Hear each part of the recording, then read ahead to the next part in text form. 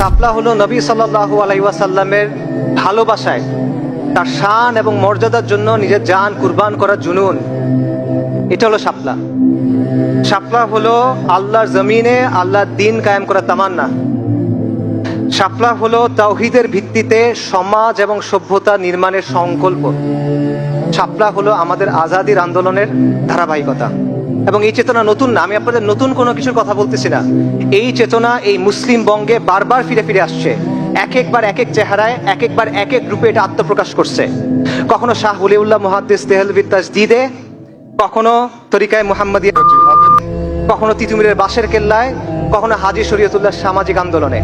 বারবার এই চেতনা ফিরে ফিরে আসছে। এই চেতনা ফিরে আসছে 1857 মহা অভ্যুত্থানে। এই চেতনা ফিরে আসছে আকাবিরে দেওবন্দের আন্দোলনে, উলেমায়ে সাদিকপুরের জিহাদে। এই চেতনা চালিত করছে মাওলানা মওদুদীকে, এই চেতনা চালিত করছে মাওলানা ইসরার আহমেদকে, এই চেতনা চালিত করছে মাওলানা আব্দুর রহিমকে এবং তাদের প্রকল্পকে, এবং এই চেতনা আলোকিত করছে শাইখুল হাদিস মুফতি আমিনী, আল্লামা আহমদ শফি, তাদের কাজকে রাহিমাহুমুল্লাহ।